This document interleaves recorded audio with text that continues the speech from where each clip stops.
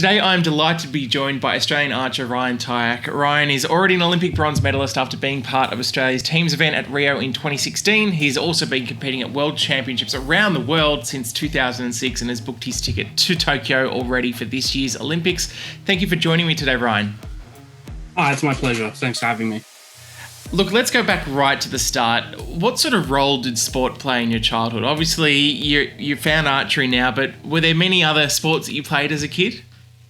No, when I was really young, just playing soccer at school or joining in on the sports carnival days and all that kind of stuff. And I did try a few sports here and there, and I wasn't that successful. Like I tried swimming because my mum was really good at swimming, and I'd successfully learned how to not drown. So that's good. And I do remember trying tennis once, and I was just a bit too uncoordinated, and I did spend a lot of time inside. And so my mum wanted me to get out and meet other kids and do a sport of my choosing that I enjoyed. And because I played Age of Empires, I wanted to do archery or fencing. I was going to say, I was reading about how you enjoyed video games as a kid, and it was like your mum trying to get you outside. What sort of games? Was it Age of Empires? Was it any other games? Or was it just that sort of thing that went, no, I think if there's a sport I'm going to do, it's going to be archery or fencing? Well, it was because I really enjoyed Age of Empires. I wanted to do archery or fencing. Of course, I played a couple other games, but that was the one that I was most obsessed about as a kid. And then the only real fencing places around would have been putting up farmers' fences, and that wasn't what I wanted to do. And we rang an archery club when I was a 10-year-old saying I'm bored, and turns out they had an open day, and went along and tried it and loved it immediately. What did you love about it from that early age? Was there anything in particular you can remember that you just went, yeah, this is really fun? I got no idea because honestly I was terrible, and I haven't seen a kid start that was worse than me on their first day. And so I shot, and most of the time I missed the target altogether. My technique was horrible, and it was so bad that one of the coaches at the club told my mum that don't bother bringing him back. He won't be any good. It's a waste of your time. And she didn't care because I was enjoying myself and getting outside and being more active. So 5 years later, I won a Youth World Championship. So it goes to show what he knew. I guess a lot of people, their experience with archery is school camps and just like camps like you were saying, or open days. I mean, at what stage for you did it kind of go just going once or twice, however many times, to going, okay, if I keep going, if I keep training, I could do something serious with this? Well, I was kind of in the middle. I went the first day, and as soon as we got home, I was already talking about when can we go back. And I very quickly ramped up how often I was shooting, just because that's all I wanted to do. I wanted to do that all the time. And I kind of plodded along with blissful ignorance like many kids do, and I was just shooting a lot because I loved it. And all the way up to that first World Championships, I still just because I enjoyed it. And I still enjoy it now, of course, and that's why I'm still shooting. But it wasn't at such a young age, it wasn't about, if I trained real hard, I could go to the Olympics. It was just, I'm going to shoot a lot because I enjoy shooting. Do you remember your first competition as a kid, or your first taste of, I guess, competing against other people? Did you have a bit of a competitive edge when you were younger? No, I just loved it. And I came second at my first state championships 6 months after starting. And I can still remember just talking crap with the other kids that I was shooting with, like just normal kind of stuff that 10-year-olds talk about. And it's probably Need for Speed or something, some game, or just who knows, some silly cartoon. And as I got older, even in that first year, I won every other event that year. And at the first Youth Nationals, I won by such a substantial margin that you could almost say it wasn't really competitive. And so it was just me shooting because I enjoyed it. I had no idea about the score or where I was. And there's even a day at the first Youth Nationals where I sat there and I'd go, can we go home now? Mum goes, no, you have to get a medal. And I go, you get medals for this? Like, I didn't know. I was just shooting. Well, it's interesting. You mentioned about your mum. Obviously, I think there was a while there you didn't really have a coach. You weren't sure what was happening. And she kind of took up the mantle and went, all right, well, if no one else is going to do it, I'll lead you. What's that relationship sort of been like, and how has she been as a coach? Yeah, she's been really good. I mean, so that whole story was that before a Youth Nationals another year, my equipment had a malfunction, and every Christmas holidays, our club coach went away for his holiday, and we needed to fix my bow because we left a week later for the Nationals. So she hired a book out from the library and learnt about the sport and started to become a coach from there. And in her own right, she's coached several people that have reached international representation and also gone to the Olympics. Did you kind of see that, having coached people who had been to those levels, did you kind of see that potential in you, or did you feel like that you had to just work really hard to get to that level? She really started coaching after I'd already gone to that first World Championships and won a medal. So I don't know how to answer that question, but yeah, she does have a good knack for an eye of seeing how archers and who will be good or not. What's that balance like of having your mum as a coach? Is it hard to kind of cut the relationship sometimes between coach and mother, or did she balance that pretty well?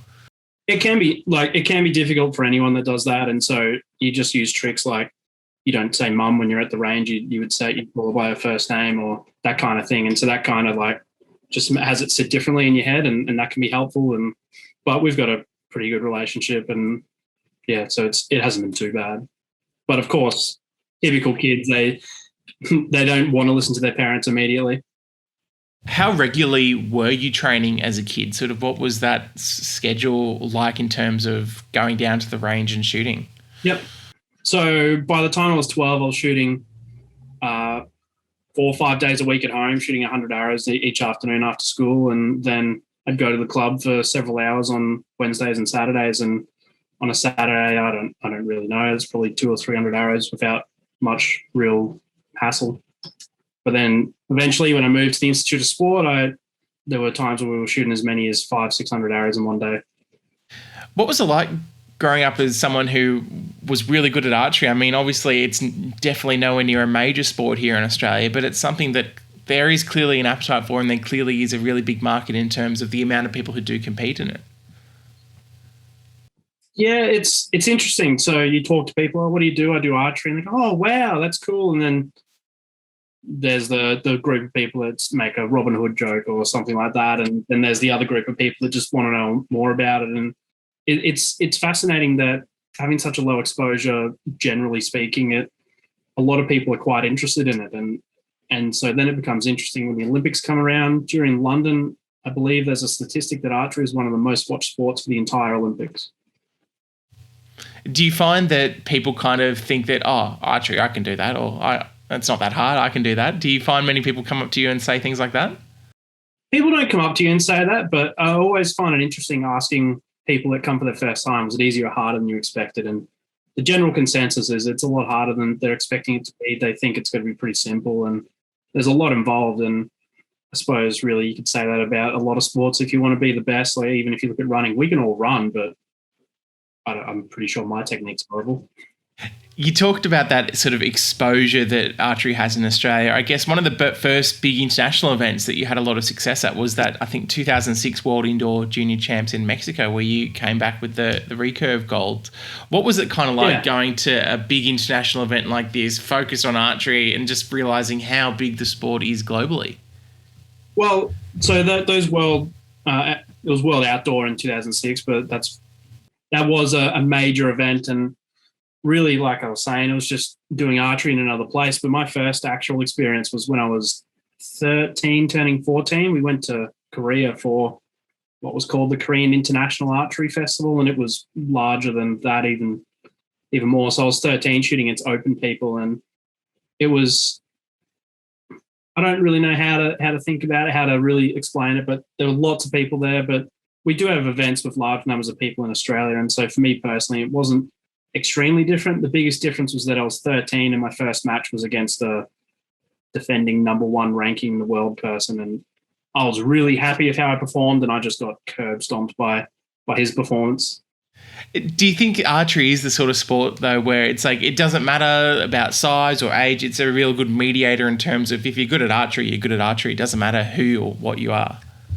Yeah, it's fascinating. It's one of these sports where there's so many varied body types, for example, and there's no real generic, this is what an archer is. And when you look at even the podiums for the Olympics in the year 2004, the silver medalist in the men's was 42 years old. And we actually have, compared to, say, running or swimming or our average age for the people that win medals, no one's won an Olympic medal since 2000 younger than 21. The one person, sorry. That's in the men. Looking at, some of your stats on various websites, especially in those early junior years, your passport would have been packed. You mentioned Korea, obviously Mexico, Turkey, all competed all these junior tournaments. You must have been doing a lot of travel when you were younger. Yeah, we do a lot of travel. In my early years, there'd be 1 or 2 trips here and there, or we had Korean coaches, so we went to Korea probably 2 times every year, and we'd spend a month in Italy at 2006, I think. So there was quite a bit of travel. And in 2015, I did the math, and I spent 2 weeks sitting in an airplane seat. That's not the airport, not the bus, just the airplane seat. 2 weeks of 2015. So 288 hours or whatever the math works out at. Are you a good flyer? Are you someone who enjoys getting on a plane and going overseas? Oh, I don't mind it. I don't hate it. I'm pretty good. I can sleep in many places, and you get used to that. If you can sleep on a plane, it's not going to be too bad. We did have one trip that was 17 hours from Dallas to Sydney, and I had a sore neck for like 3 days, and just from sleeping in a weird position. But aside from that, it's not too bad. And yeah, it's just part of what you do. Those good results really, I guess, continue and keep ramping up sort of as you go through your teenage years. I think there was a gold in the World Youth Archery Champs in Turkey in 2008. And then I believe you get selected as a reserve for the Beijing team. Yep. So in 2008, I was 17 and I was trying to make it onto the Beijing team. And in the first trial, I finished 3rd. And the last trial, I finished 2nd. But the one in the middle, I just had a bomb out. And that's all right. It's interesting when you look at it from a developmental point of view about if people do or don't go to games when they're early, or if they're maybe too young or inexperienced, all that kind of stuff. It would be a hard thing to really evaluate, but it's all just part of the experience. You're going to make some teams and you won't make some others. And yeah, it's just a growing opportunity. You speak about a growing opportunity. The fact that you're only 17 and you're so close, that must have given you a lot of motivation going forward that you've chosen the right path and you know what it'll take to achieve it the next time. Yeah, exactly. So then I put a lot of effort into the next cycle, but unfortunately for that one, I got pneumonia at the final selection and I came an inch away. So over all the 4 years, I had one arrow that was 1 inch away from going to London. And so then you just go through that whole discussion with yourself again about are you going to push forward? Are you going to what's happening this time? Is it tough being involved in a sport where it is literally, people talk about a game of inches with certain sports, but it's really millimeters when it comes down to archery? Yeah, it can be. The difficulty there is that really you should only be trying to compare yourself against yourself. It's like a lot of sports like that where I can't really control what my opponent's doing too much. And so I got to keep within myself about how well I'm shooting. So I can shoot the best I ever have and still lose a match, and learning to come to terms with not winning the match even though you had your best performance, or even a great performance for anyone's standard and you can still not win a match, is quite a challenging thing to understand. You mentioned obviously 2012 there. Before that, you sort of start getting involved in more of the national team training camps. And I guess I think as a 20-year-old, you were setting national records in various events as well. What is the sort of professional model like of archery at that sort of stage when you've just gone, all right, I've got to take this full time? You talked about moving to the Institute of Sport and stuff like that. How well supported are you as an archer in Australia? Yeah, so when I was living at Institute of Sport, I was between the ages of 13 and 17, 18. And really the support you get is from them. Like they're paying for your food, where you go to school. They take care of everything you need, really. If you need extra stuff, you have to pay for it yourself. So that would be whenever you need shoes or clothes or all that kind of stuff. And as a growing kid, you get a lot of that. And you do have to manage your own time. So booking your own doctor's appointments, all that kind of stuff, which is quite a lot for a 13-year-old, but it's also some good skills in there. And so they force you to clean your room and all those kinds of good habits. But there's not that much support outside of that. So most archers in Australia, they don't get any support. They're doing it. They're paying for it out of their own back. They're fitting the training in around work. And that's the same even today. Like there's a little bit of support you get from the Australian Sports Commission, and it does help a lot and it does take a lot of that pressure off. But if you're trying to work on other things in your life, you got to be doing that on top of your training. I guess back then, and I guess you can compare it to now, what is your work schedule like outside of archery? How are you managing both work and fitting in archery in your schedule? Yeah, it varies a lot. So 2016, we traveled so much that imagine walking into a job and say, I'd love to work here. By the way, I'm going to be going away probably 2 weeks every month. It's, and then even if they say yes, you got to fit your training in those 2 weeks when you do work. So it's quite difficult like that. A lot of people, they end up doing some kind of side hustle if they're trying to shoot full time and really push to the best they can. And so 2017, I did a lot of public speaking in association with QAS, and that was quite good because it was flexible to my timings, and they were sympathetic to an athlete's life, given that that's the Queensland Academy of Sport. And so you got to find things like that, or doing some coaching at the club. But really, at some stage, you do have to, unfortunately, if archery, you have to also get a full-time job. And then if you want to keep shooting, you can, but you just got to find the time around that, whether it's get up first light in the morning or do what you can in your garage at home at the end of the night. Has there ever been a time where you've thought, oh, is this all worth it? Why am I doing this? I think if you ask any athlete, especially at the top end, they've had those thoughts at different stages. And I do remember times where I've considered quitting, or I take like a very long period of time off. And really, I deep down, I still enjoy it. So I'm able to come back to it that way. And really, if you can latch onto something in that respect, you're able to push through those hard times. And it's just like any person that's a high achiever, is that you don't want to get later on in life and go, oh, geez, I wish I really did this. You're not going to regret the things you do at the end of life.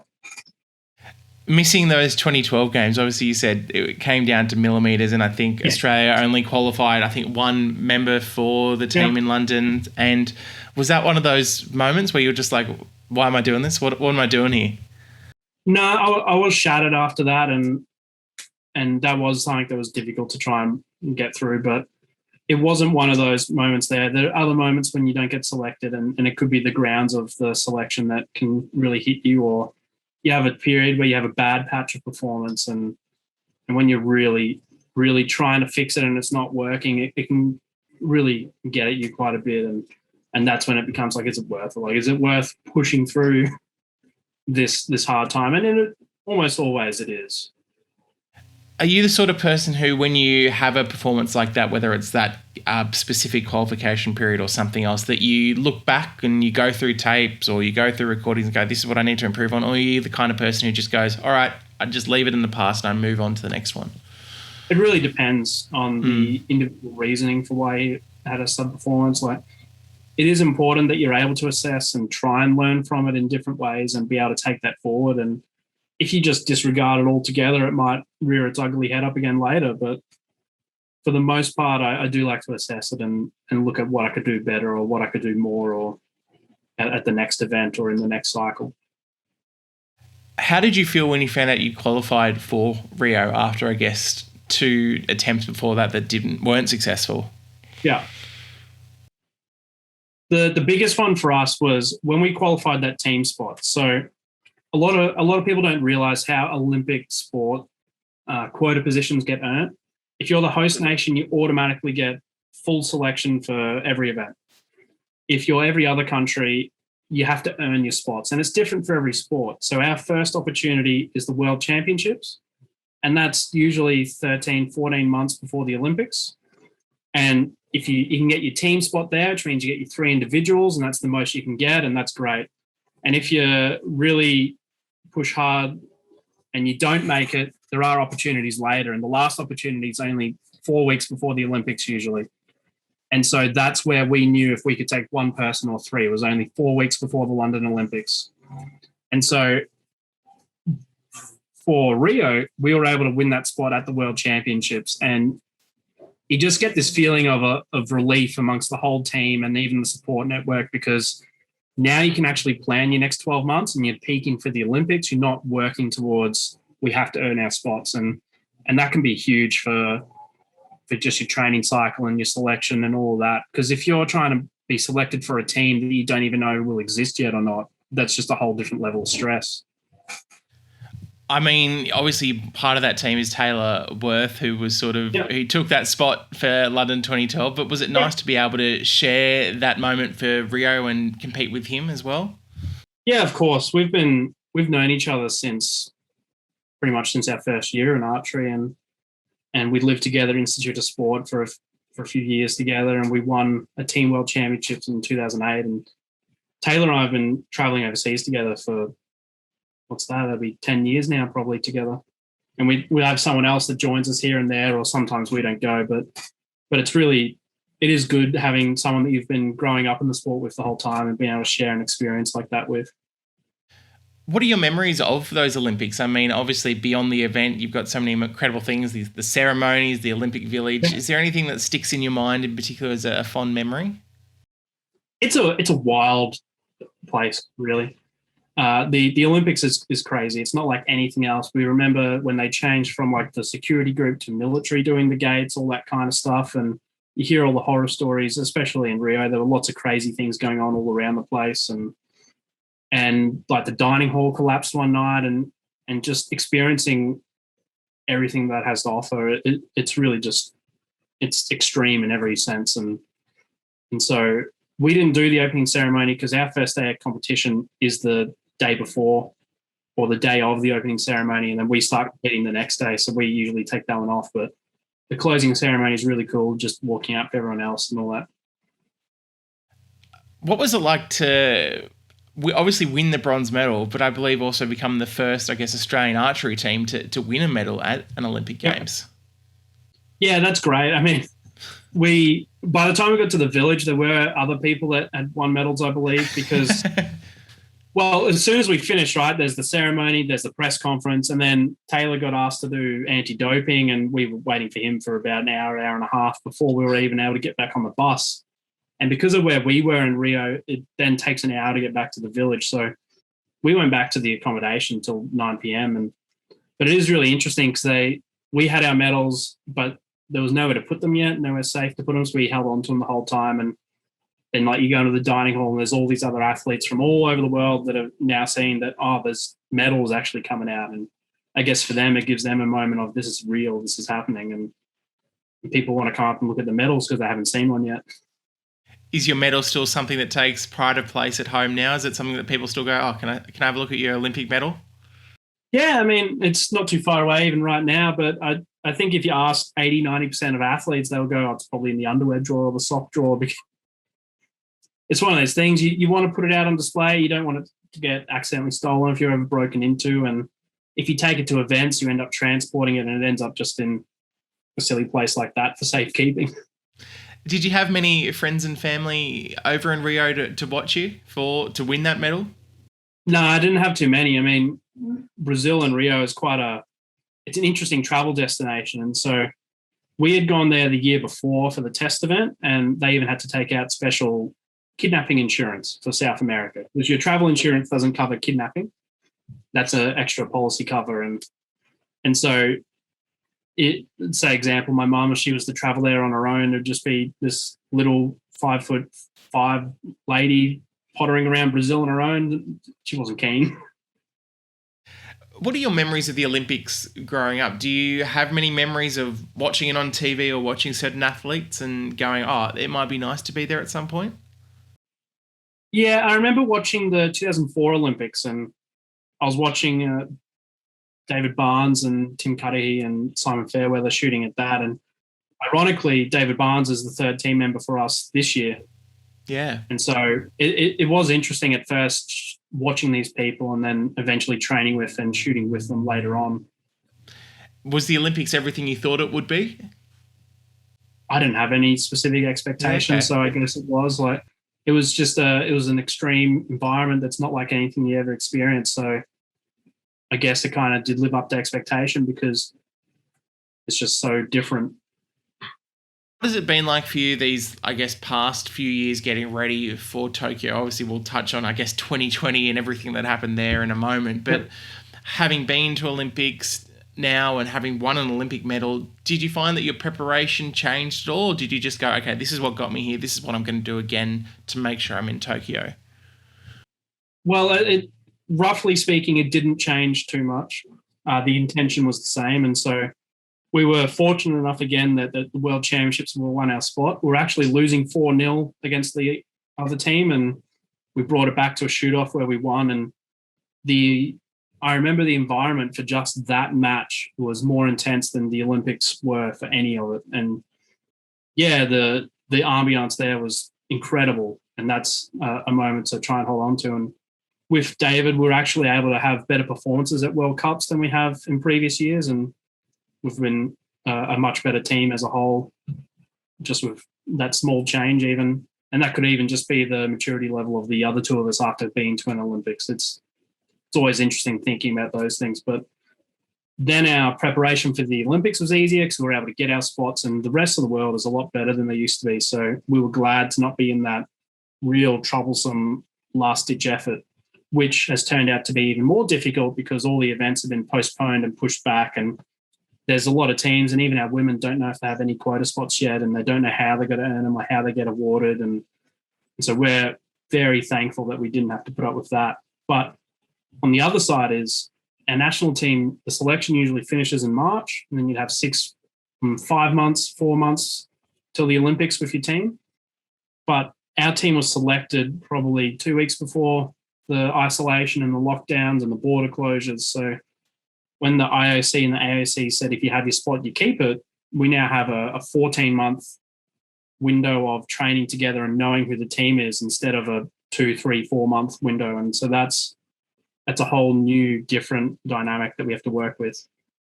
I was looking back through my emails and I found 7th of March 2020 was when the AOC announced that the three of you would be competing in Tokyo. Yep. And I mean, I think you said a fortnight. It's probably not even a fortnight. A week later, the world is in lockdown. There's no sport. Yep. There's no competition. And then there's suddenly no Olympics in 2020. I mean, how did you feel when it was announced that it was going to be rescheduled to 12 months later? Well, the first thing was the day after our team announcement, we actually went to Thailand for a competition. And when we got home from that, it was the same day that Australia brought in travellers from overseas at mandatory home isolation. So we had 2 weeks at home, and then I'm in Queensland. We then had our lockdowns that went for a few months. And so I was home for 3 or 4 months without going anywhere, which honestly doesn't bother me too much. I'm not that too worried about what I get to do each day. But the pushback of the Olympics for myself was all right. I know for a lot of people, they were struggling about if the Olympics would go ahead at all. And so for me, that didn't really matter.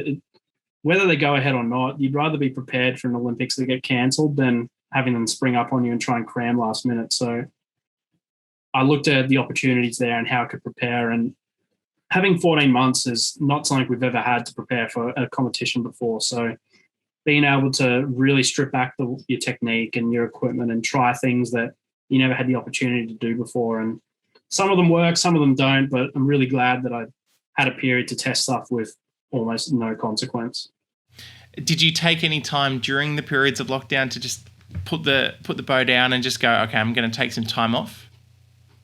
Only small periods, but for the most part, I probably actually stepped it up because just hit the ground running. Because my thought was, if everyone gets put into lockdown and can't shoot targets, but I can, then I can maximize that opportunity.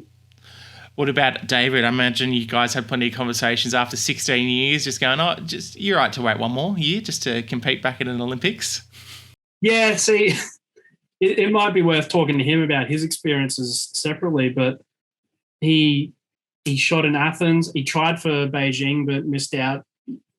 He was a little bit closer than I was to it, but he told us that he always had the plan to come back to archery, and he was going to put it down, focus on life, get work and life put together, and then come back to archery. And so one more year, believing that the Olympics are still going ahead, he was good. But if they weren't going ahead, then it kind of leaves you in that what am I doing kind of position. Not being able to travel overseas, I guess, since you guys were probably lucky you got out to Thailand when you did, but since then, not being able to compete overseas, and has that affected your preparation, do you feel at all? Or do you feel like it's because it is a sport where you can just hone in on your craft wherever you are, that it hasn't had too much of an impact? In terms of the actual shooting, there's not too much impact, because whether you're shooting at home or in Argentina or wherever you are, it doesn't really matter. But in terms of the competitiveness, that is something that you may have to practice. And so some people would benefit from not doing it. Some people would benefit from doing it. So it's a bit of a mixed bag there. But I have found that having small effects and slowly getting back in the groove of it. But for us, it's what I did notice was that we went to Sydney. That was our first flight in forever. We did that last month, and I remember sitting down and going, I forgot how small these seats were. I was similar. I had to go up to Townsville the other month in February, and it was just like, oh, why did we miss planes so much? They're actually not that fun to be on sometimes. Yeah. Do you feel like you get nerves at all during competition? Are you someone who deals with pressure well, doesn't like the fear of competition, or are you someone who just, once you're in the zone, you're in the zone, nothing will stop you? Pretty much the latter. Like I don't get too nervous. I don't overly think about it. I just go in and shoot and enjoy and focus on that. And I think that's why archery is a sport where the average medalist or the average winners tend to be older than your other sports. It's not because of any physical gifts they have. It's just from experience and exposure to high pressure situations. You mentioned earlier about the lack of family and friends travelling to Rio because some of the concerns. Did many have plans to come to Tokyo this year? And I guess how have they reacted to the news that international fans won't be allowed to come to Japan for the Olympics? Yeah. So my mum and my girlfriend did consider coming to Tokyo, but then it all got pushed back. And the same thing again, like have you looked at costs of traveling during the Olympic period? It's outrageous. So like $10,000 for a week of an Airbnb, that kind of thing. So, and really when you're at the event, you don't get to spend time with the people or get too close. And when you're watching it, it's an interesting perspective that sometimes watching a sport from TV is better than watching it in person, and sometimes vice versa. So it just depends what kind of things you're looking for and what you're wanting to see. Of course, there's a bit of disappointment about wanting to be able to travel and then it gets cancelled on you. But at the same time, you just look at the bigger picture and it's not such a bad thing. Well, the time zone is going to be fantastic, I think, for TV audiences here. So it's going to work out nicely for us in Australia. How do you cope? Or, I mean, how do you think you'll cope with, I guess, less fans there in general? I mean, they've been told they're not allowed to chant or make noises. There'll just be, I guess, some polite clapping and maybe some golf clapping or something like that. What do you think that's going to be like competing? It'll be interesting. I haven't. At first, I was thinking if it's just Japanese fans, they're still quite excitable. It's an excitable nation. They'll get into whatever sport they're watching, and they have some of the best archers in the world there. So you'd be sure to know that they'd be there and interested. But I didn't think too much about the lack of chanting. So when we're actually taking our shot, there's silence anyway. It's in between the shots where people are cheering. And I guess it could be quite eerie having next to no noise the whole time, but we'll see what eventuates. How are you feeling about the fly in, fly out? I mean, it's 5 days before, 2 days after that's sort of been spoken about for the Olympic team. Is that the sort of similar to what you do for normally for an international competition, or would you want more preparation, I guess? Most of our international events, we fly in 2-3 days before competing and we fly out the day after. For us going into Tokyo, we still haven't completely arranged what our plan is, but we're the first event, so we can get in there before any of the other sports. We've looked at options of doing a staging camp and / soft quarantine for 2 weeks prior to the Olympics in another part of Japan, and we've also got a World Cup a month out. But if we go to that World Cup in France and then came home, we'd have a 2-week quarantine, and then we'd left to Tokyo. So that would end up being go to France, go from France to Japan, be there for 2 weeks and then go to the Olympics. So we're not exactly sure what it'll be, but if it's just fly in a few days out, that's our normal procedure anyway. A few of the athletes I've spoken to have said they're kind of looking that after competing in Tokyo that they might go and look and compete in other international competitions just because it's like they've got the opportunity to be outside of Australia. They may as well make the most of it in terms of being out and not having to come back in quarantine straight away. Is that something that you look at after the games as well? Our next major event after the Olympics is the World Championships, and that isn't till I want to say October or September. So there's not that much going on outside at that time of year. So we'll just be coming home. And really personally, I'm depending where all the rollouts of vaccines and other things are, I'm happy not really dealing with that risk at this time. Like it's such an unprecedented time in the world that depending on your outlook, is it worth the risk for a little bit longer? Well, hopefully you'll be coming back with a medal around your neck that you can show off to a few people and get more people will be asking questions about. A couple of questions more general ones before we wrap it up. I mean, you spoke about some of those early mornings that you have to get out of bed and find a way to train, and you got to make time. What motivates you on those mornings to keep training and keep pushing hard? I believe that motivation is something that can fluctuate. So really it's about remembering what you're trying to achieve and what it takes, and the amount of work you put in already. So if you to slack off today after all the work you put in, you're kind of letting yourself down, and just an exercise and self-discipline like that to help you push on the days where you don't really feel like it, or go stand in the rain or in the cold or whatever it takes.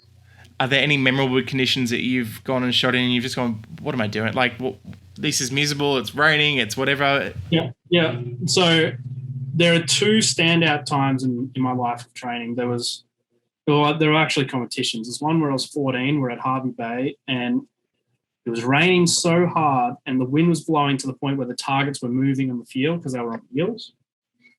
And they're not lightweight, but we got 3/4 through and there was only myself and one other person that still wanted to shoot. Everyone else had pulled out and said, "No, stuff that." Just from how wet it was. I didn't care because I grew up on the belief of if you started the event, you're going to finish it. You don't pull out halfway. And so the other one was 2013 World Championships. We had 70-kilometer wind gusts while shooting. And so for us, we're trying to hit a yellow that's this big. So that's about 12 centimeters. But the entire target's 1.2 meters. And just to hit, you have to aim almost on the next target. So the next person's target's what you aimed at to hit your own. And everyone had the thought of this event should be cancelled or postponed or something. But at the same time, it's the World Championships. They can't really easily do that. Everyone have to change their flights and all those nightmares. So they just push through. Well, I guess there'd be lots of examples of that. I mean, just it is quite an incredible sport when you watch it, just in terms of the factors that can influence it. Is there a particular moment that sticks in your mind as something you're most proud of achieving in the sport? It might be getting that Olympic medal, or it might be something else. I'm not sure about most proud, but when we got that Olympic medal, we all took the time after at the end of the match to really try and soak it in and look at the crowd and take in the whole environment rather than trying to stay hyper-focused on what we were doing. We allowed ourselves to open it up and look around that, and that was a standout moment that left quite an impression, was just the crowd and the environment and all of that. Because it really, in the end, it's a sport where if you can eliminate the context around you, you'll be able to perform well. Well, hopefully that might be now easier, I guess, in Tokyo for you guys, that with some less crowd numbers there. But look, we can't wait to watch you in Tokyo, Ryan, later this year, and wish you all the luck in your preparation as the games get closer. So yeah, good luck, and hopefully you're bringing back yet another medal and maybe a different colour this time. Yeah, thank you very much. That's the plan.